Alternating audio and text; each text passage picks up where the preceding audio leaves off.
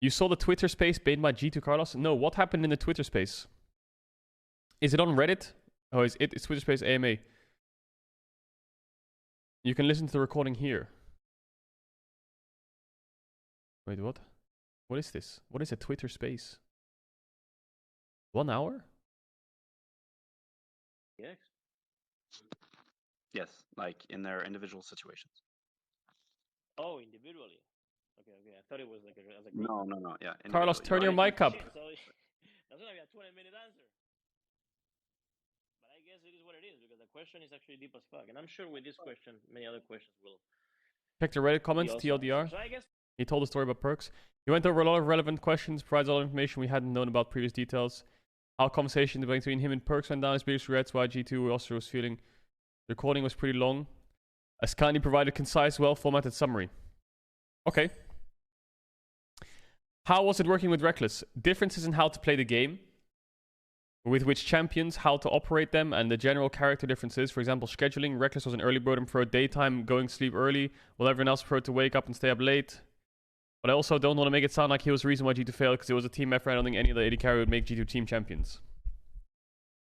He said that if G2 goes to Worlds and won, he still wants to make big changes in G2 following the end of the split. According to him, success got some people's heads, and the org just couldn't control the team, how they work and operate. He said he had to walk on eggshells to address things within the team, and it was just generally a mess, so he felt like the change was needed. Basically for him, it seemed like the players were getting too comfortable in their space and with their co-workers. They liked the position they were in and didn't have the drive to challenge themselves. Interesting. What happened with Perkz? From what I remember before Worlds 2020, maybe even before the LEC finals, me and Perkz met in a fast food chain to eat and talk about random shit. He said to me during the conversation he doesn't really like AD carry and would like to play mid again. After that we talked, and I told him to just focus on Worlds, and then we would talk about it later. He was fine with selling him to whoever wanted him, be it NA or Korean teams. At this point we never even talked about Fnatic, but from the way we were talking I thought it was obvious they weren't the choice. We talked a lot over the 5 years, and we often laughed at Fnatic and talked shit, you know, like friends would do, and it was understood the fact they were never going to be a team for him. A few days afterwards, like really soon after we lose to Damwon, he gathered me with G2 esports manager and LoL manager and told us he wants to leave and go to Fnatic. I told him it's never going to happen. He was angry, punched the table, met in cafeteria, and left. I told him anything was an option, but not Fnatic. Once Perkz realized Fnatic wouldn't work, he said he wanted to stay. After talking with the people in the team, not everyone, but with some players and support staff, maybe even the whole team, I recall a meeting about this, and I felt that if a player is mentally out and wanted to leave, and I don't want him to stay in G2, then I don't want to stay in G2. You're not 100% committed, then you're out. Even if that's my friend or someone who contributed a lot to G2 in the past, no player is more important than the whole organization. Other people in the team felt similar to me. Perkz punched the table. He was fucking mad. After that, I've done my best trying to sell him and finding a new team. Remember the Vitality Super Team, Misfit Super Team? I was toying with everybody. Team owner trying to make that happen. The funny thing was that actually both Vitality and Misfits ended up offering less than half of what G2 got in the end for Perkz. And I was ready to sell him in Europe, even for less than half of C9's proposed buyout, and that is a fact. The Super Team dream ended up exploding because Alfari last minute went to TL. He continued saying that if we could redo something, he would still let go of Perkz and sign Reckless, since the data at the time showed that it would be a good move. But the amount of shit that people were talking about him all the time really got to him mentally. He felt weak and was looking for someone to sympathize with himself. That's why he also made a post about Perkz going wherever he wants. And being his son's favorite uncle, he felt forced to prove people that he cared about Perkz. Didn't say that if he could, he wouldn't do it. He wouldn't do it again. But from the way he talked, I feel like that's what he was trying to say. He mentioned that these tweets were big mistakes and people keep bringing up them as lies, when in reality he was just in a weak mental state. Wow. Okay. Wow. Carlos is being really open about what's been happening in fucking G2. Huh? He's being really open. There's a lot of questions here, so we might pick and choose a couple before we go through all of them. Mickey. I felt the hunger was no longer there. I think both Mickey and Wunder were on a different team. On a different team will recover some of the hunger, but playing with the same people for so long, you just fell into the monotony of bad habits. The team had nobody with a sense of not wanting to be shit. He did say that they lost a lot that with Perkz leaving, but also said that maybe Jankos actually trying it, but he wasn't as vocal about that as Perkz. He might now be on the same level as he developed that sense in the last year. After we tried to sell him, Many of you heard about the prices. The price indeed did go down significantly and importantly on time. Or maybe not on time since he's not sold. I'd never mind, but it was really fast. Faster than I could have ever encountered before.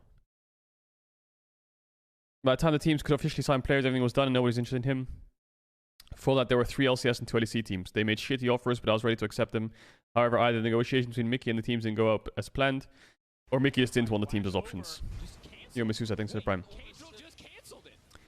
He followed up by saying that he did everything he could. He sold him pretty cheap. He felt like Wunder did a lot for G2 this summer, changed his lifestyle, worked hard and earned respect. That's why he sold him to Fnatic.